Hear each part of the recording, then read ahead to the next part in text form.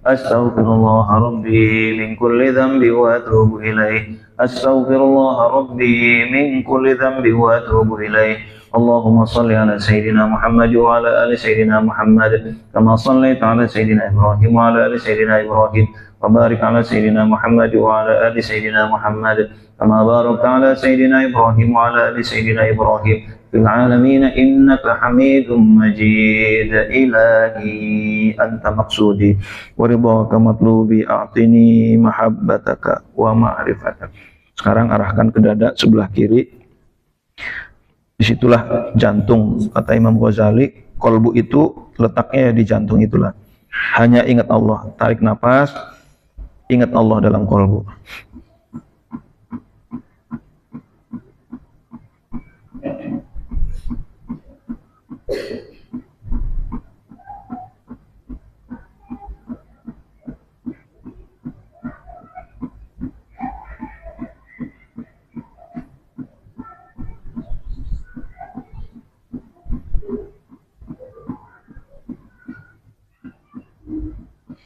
Sayyidina Muhammad Rasulullah Sallallahu Alaihi Wasallam.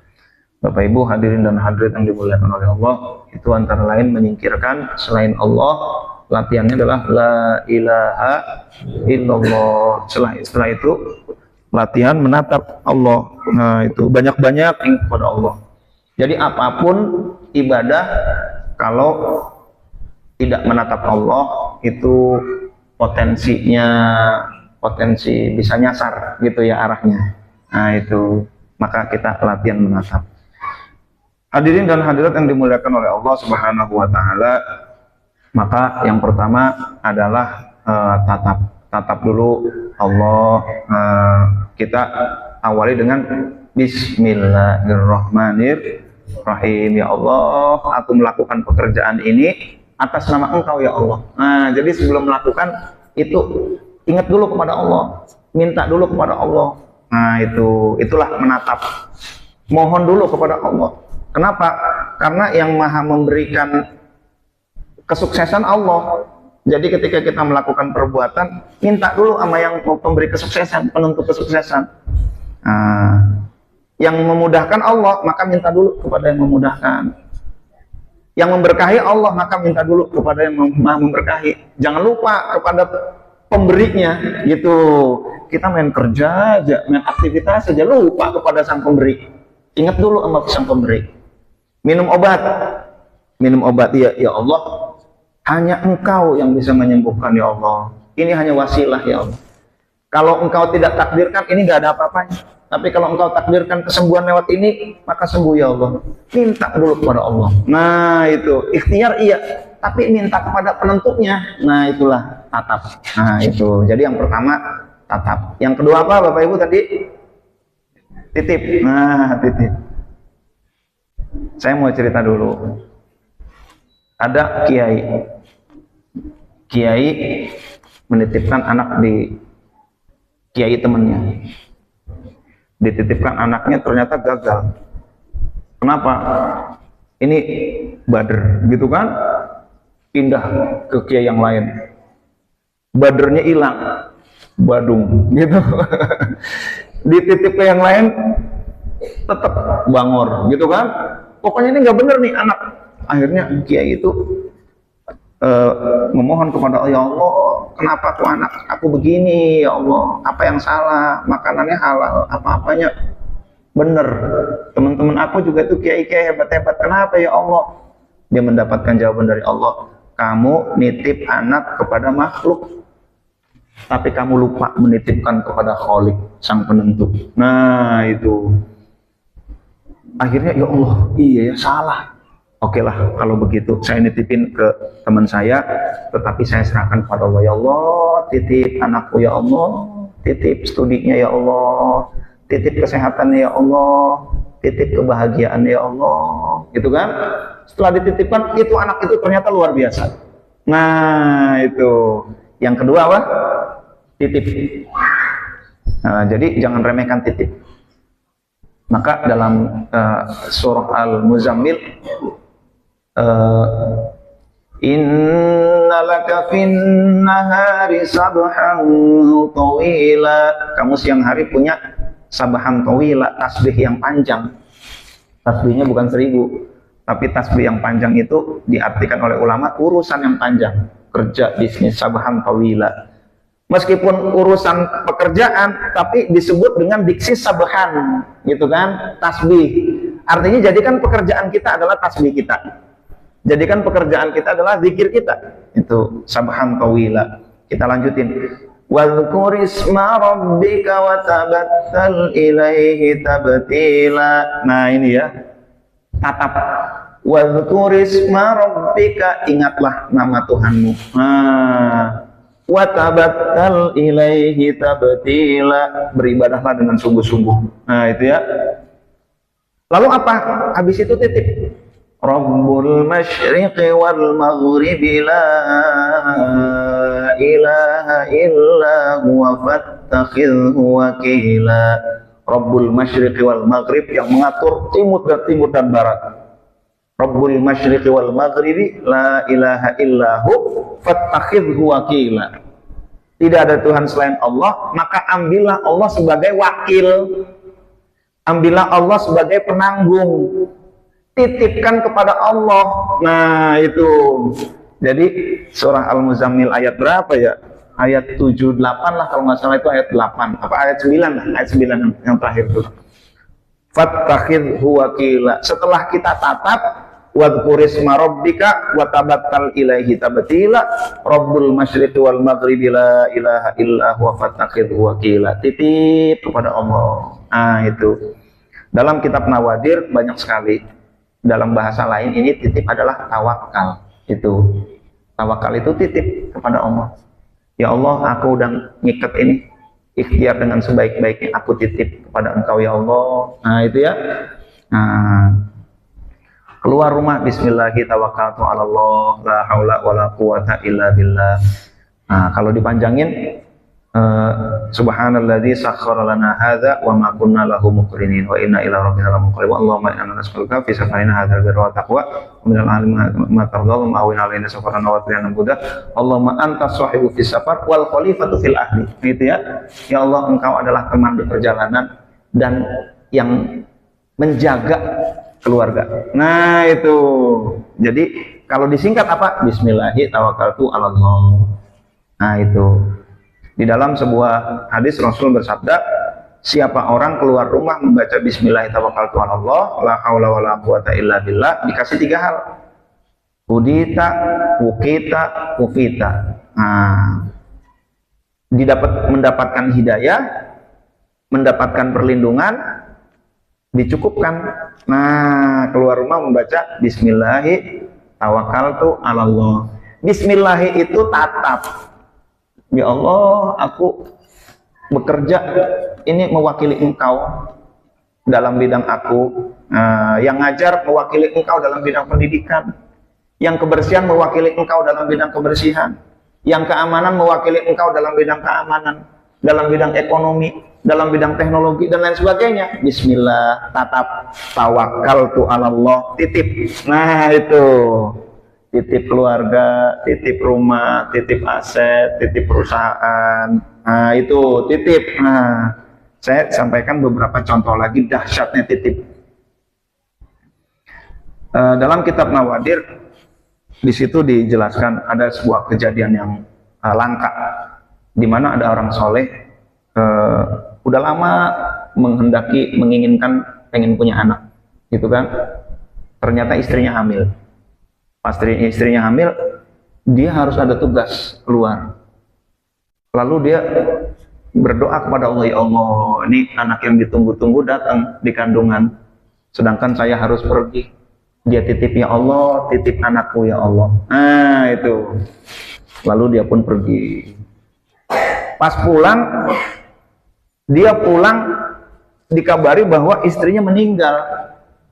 Akhirnya istrinya dikubur. Pas istrinya baru aja dikubur, dia datang buka kuburan. Gimana? Buka gitu. Coba angkat, diperiksa perutnya.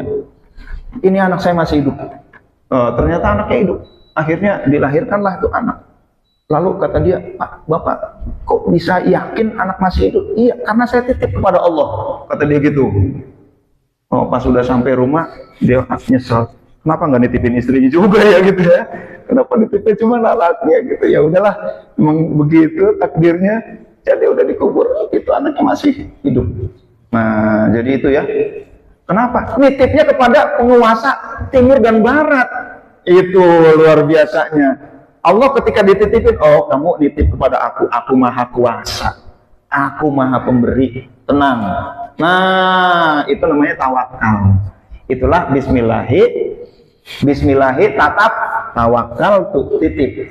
Nah itu tawakal tuh Allah. Nitipnya nggak sembarangan, bukan kepada RT, bukan RW, bukan lurah, bukan presiden. Nitipnya kepada yang maha kuasa. Itu dahsyatnya di situ. Supaya nggak lama-lama, saya ambil contoh lagi, langsung aja deh. Suatu saat di dalam kitab Nawadir juga, Syekh Syihabuddin Al-Qalyubi, beliau berkisah ada seorang penggembala kambing. Penggembala kambing ini menggembala udah capek banget dah. Aduh, lemah, letih, lesu, lelah. Udah pokoknya udah luar biasa lah, gitu ya. Aduh, senderan di pohon. Capek banget. Tapi saya tahu di sini banyak serigala. Tapi gimana ya? Udahlah, ya Allah, aku titip kambing-kambingku ya Allah. Aku ini nggak kuat. Aku mau ini nggak bisa kelihatan ini. Sebentar lagi juga tidur, udah terlalu capek. Tapi ya Allah, aku harus menjaga kambing. Aku tahu di sini banyak serigala. Aku titip ya Allah. Terus ketiduran dia. Terus ketiduran. Mama tidur. Pas bangun ternyata di depan dia malah ada serigala. Tapi serigalanya lagi gigit tongkat. Dan ternyata serigala itu menghalau serigala-serigala yang lain supaya nggak makan kambing dia. Tuh, titip dahsyat nggak kira-kira tuh. Wah, jangan main-main sama tawakal. Umat ini kadang-kadang bangsa ini yang kurang apa? Kurang tawakalnya. Kurang titip, belagu, sok jago, sok kuasa. Nah ini sok mampu, padahal kita nggak ada apa-apanya. Bahkan dalam sebuah hadis disebutkan, ya hayyu ya qayyum bi rahmatika astaghits aslih li sya'ni kullah wa la takilni ila nafsi tarfata ainin. Ya hayyu ya qayyum, wahai yang maha hidup, yang maha tegak. Birahmatika astaghits, dengan rahmatmu aku mohon ya Allah. Ini hadis Nabi. Aslih li sya'ni, perbaikilah keadaanku kullah semuanya. Wala takilni ila nafsi tarfata ainin, jangan biarkan aku menyerahkan kepada diriku, menitipkan kepada diriku tarfata ainin, meskipun sekejap mata. Itu Rasul. Jadi jangan ngandelin diri sendiri. Jangan belagu, sok mampu, sok bisa, sok kuasa, nggak ada. Tuh. Maka tauhid kita, gitu kan, kita serahkan kepada Allah. Kita ngaku aja kita maha lemah lah, kita makhluk yang lemah, kita nggak bisa apa-apa. Satu detik, satu kejapan mata aja Rasul nggak mau menyerahkan pada diri sendiri, gitu kan? Bisa apa saya tanpa Allah? Nggak ada apa-apanya. Allah kasih sebentar aja istirahat jantung, selesai. Paru-paru kasih istirahat sebentar, selesai. Kita nggak bisa ngapa-ngapain, gitu ya. Jadi nggak usah belagu, gitu kan. Titip aja kepada Allah, karena Allah Maha Kuasa. Kita nggak bisa apa-apa. Nah itu. Jadi hadirin dan hadirat yang dimuliakan oleh Allah Subhanahu Wa Taala. Yang kedua adalah titip. Nah titip itu maksudnya adalah tawakal. Ya Allah titip, misalkan ada perilaku apa, ya Allah titip, gitu kan. Anakku susah banget diaturnya, ya Allah titip, gitu akhlaknya ya Allah. Nah itu. Apalagi masalahnya pasangannya, ya Allah titip, gitu ya. Apalagi bisnisnya, titip bisnisku ya Allah. Pekerjaan, ya Allah titip, aku nggak bisa apa-apa ya Allah, aku cuma jalan aja udah, pokoknya saya jalanin aja dah, aku nggak bisa menentukan hasil, nggak bisa ya Allah, gitu kan. Ya Allah titip kemudahannya ya Allah, titip keberhasilannya ya Allah, titip keberkahannya ya Allah, aku nggak bisa apa-apa, ngaku aja dah, gitu. Itu Allah senang kepada hamba yang merendah. Itu merendah dan menyerahkan kepada Allah Subhanahu wa taala. Tapi bukan berarti tidak berusaha. Ini dia nih. Udah saya titip aja dah. Saya tidur aja. Wah, ini salah lagi nih. Bukan. Allah mencintai orang yang berikhtiar yang terbaik. Alladzi khalaqal mauta wal hayata liyabluwakum ayyukum ahsanu amala. Yang menciptakan kematian dan kehidupan untuk menguji kalian siapa di antara kalian yang pekerjaannya paling bagus, amalnya paling bagus. Allah nguji siapa nih yang paling bagus gitu. Maka makin bagus ikhtiar makin dicintai oleh Allah. Itu. Kalau cuman titip doang tapi nggak pakai ikhtiar, ini kan saya nggak cerita ikhtiar ya. Ini 3 sikap batin yang tadi saya sampaikan, 3 sikap batin. Tapi ikhtiar wajib. Orang paling dicintai Allah Rasulullah Shallallahu Alaihi Wasallam. Ikhtiar nggak ikhtiar, dakwah nggak dakwah. Bahkan ketika harus perang untuk damai, perang untuk damai. Kalau nggak berani perang, nggak damai-damai itu Madinah, dirongrong terus. Siap perang untuk damai, gitu kan? Kalau memang harus perang, perang, gitu. Justru dengan keberanian berperang, Madinah jadi damai, gitu.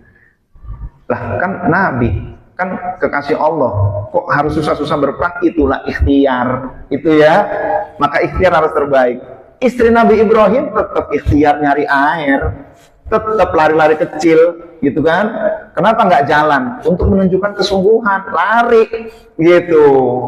Maka berusaha juga begitu, lari, nggak berhenti, unstoppable. Itu ibu Siti Hajar tuh unstoppable. Kalau belum ketemu ya terus aja ikhtiar. Nah itu udah habis nih waktunya berarti nih ya. Dikit lagi dah. Kalau gitu yang langsung yang ketiga, yang ketiga tutup. Nah pas penutupan ya. Nah, saya minum dulu ya Bapak Ibu ya. Bismillahirrahmanirrahim. Nah, jadi tutup sekarang. Tutup itu menutup mata dari ngeluh. Tutup mata dari ngeluh.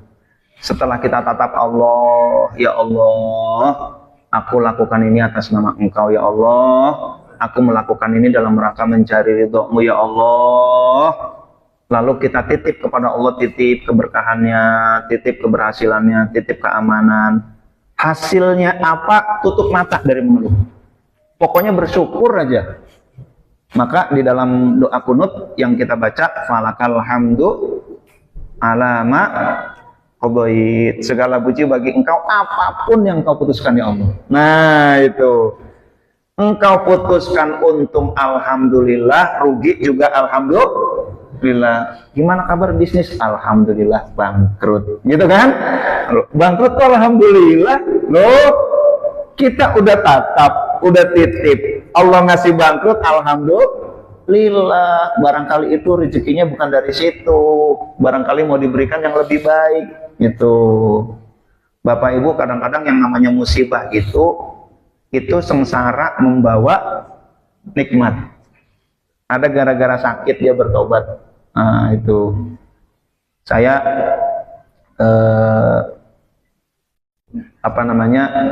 mengamalkan zikir tarekat dari tahun 94. Kakak saya pulang dari Mesir, jurusan hadis. Jadi saya mengamalkan tarekat, dia membid'ahkan tarekat. Nah, keluarga saya mengamalkan tarekat, dia memusyrikkan tarekat. Jadi akhirnya kami di rumah debat. Saya produk lokal, dia produk Mesir. Kalahlah saya. Kata bapak saya, anak saya udah pulang tapi belum kembali. Pulang dari Mesir tapi belum kembali hatinya. Karena keluarga disalah-salahin sama dia. Dibid'ah-bid'ahin, dimusyrik-musyrikin gitu. Mau ngelawan kagak bisa, dalilnya kalah, gitu kan? Ya udahlah, doa aja kepada Allah, tatap Allah, titip ya Allah anakku ya Allah. Ini ya, setelah menatap Allah, titip anakku, tiba-tiba kakak saya sakit. Kakak saya sakit muntah darah, lalu bilang, besok tolong ajak saya ke Suryalaya, saya mau ketemu Abah Anom besok gitu. Lu masih sakit ya, udah ntar aja lu pokoknya sembuh dulu dah, habis sembuh ntar pokoknya kita ajak insya Allah lah gitu ya, pokoknya gua harus segera gitu. Nggak ngerti nih diomongin kagak bisa, pakai dalil nggak bisa, pakai ilmu nggak bisa, dikerasin nggak bisa, sakit malah bertobat dia. Bertobat dia membid'ah-bid'ahkan. Bertobat dari memusyrik-musyrikan, mengkafir-kafirkan. Ya Allah, ternyata saya salah, gitu kan? Nah, kadang-kadang yang namanya musibah itu, kalau kata Syekh Jalaluddin Rumi, the wound is the place that light enters you, gitu kan? Keretakan, luka, adalah tempat di mana cahaya bisa masuk kepada Anda. Nah, kadang-kadang musibah itu justru cara Allah membalikkan 180 derajat.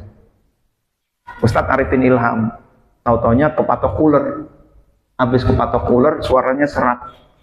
Lalu habis itu dia mimpi zikir, orang pada ikut, gitu kan?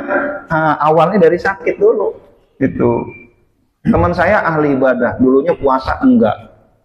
Jangankan puasa sunnah, wajib aja enggak. Ini habis lagi waktunya ya. Nah, lalu suatu saat dia jangankan puasa wajib, sunnah aja dilaksanakan. Jam 2 udah di atas sejadah. Penyebabnya apa tuh? Penyebabnya adalah musibah. Apa musibahnya? Ternyata usahanya rontok, nggak ada usaha yang bisa diurusin. Akhirnya udah dia di atas sajadah aja gitu kan. Banyak zikir, banyak sujud. Pas lari ke temennya, puasa, lu puasa? Nggak salah gua, lu puasa gitu kan. Kapan lu mulai puasa? Kata teman-temannya gitu. Kaget teman-temannya.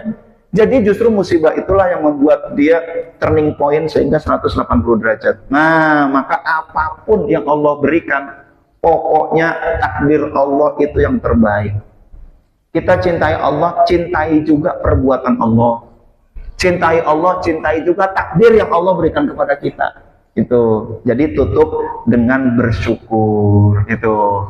Wa akhiru da'wahum anil hamdulillahi Rabbil alamin. Apapun, maka ketika Rasul mengajarkan ketika mendapatkan kebaikan, kamu mengucapkan alhamdulillahilladzi bi ni'matihi tatimmus shalihat.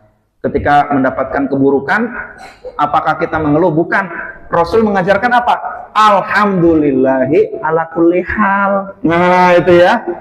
Gimana alhamdulillahi ala kulli hal? Nah, itulah, tutup dengan syukur. Yang kedua, tutup dengan istighfar. Maka setiap akhir perbuatan baik kita tahu. Setelah itu kita tutup dengan apa? Astagfirullah. Assalamualaikum warahmatullah. Assalamualaikum warahmatullah. Kita baca apa? Astagfirullahaladzim. Nah, ini habis kerja apa istighfar. Ya Allah, barangkali saya ada fraud, barangkali saya korupsi, barangkali ada korupsi uang, barangkali ada korupsi waktu, barangkali ada korupsi perhatian. Badan di kantor, hatinya sosmed, hatinya di mana-mana. Ya Allah, korupsi perhatian. Astagfirullahaladzim, gitu kan? Kita mohon ampun kepada Allah. Ya Allah, barangkali kurang-kurang halal. Ya Allah, barangkali kurang-kurang syar'i. Ya Allah, barangkali kurang sempurna, dan lain sebagainya. Nah, itulah Bapak Ibu hadirin dan hadirat yang dimuliakan oleh Allah Subhanahu wa taala. Demikian dulu pada kesempatan kali ini, 3 sikap kolbu yang sering memunculkan keajaiban. Yang pertama apa Bapak Ibu? Tatap. Yang kedua, titip. Yang ketiga, tutup. Mudah-mudahan Allah memberikan taufik dan hidayah kepada kita, sehingga Allah memberkahi segala kegiatan kita. Allah menjaga keluarga kita, menjaga harta kita. Allah jadikan kita dan keluarga kita termasuk ahli surga. Amin ya rabbal alamin. Kurang lebihnya mohon maaf. Terima kasih. Oh ya, kalau ada pertanyaan boleh, kalau nggak ada, alhamdulillah. Ya. Oh, tutup. Alhamdulillah, gitu ya. Demikian, mari kita tutup dengan bacaan hamdalah dan doa kifaratul majlis. Alhamdulillahirabbil alamin. Subhanakallahumma wa bihamdika asyhadu an la ilaha illa anta astaghfiruka wa atubu ilaik. Wallahul muwaffiq ila aqwamit thoriq. Wassalamualaikum warahmatullahi wabarakatuh.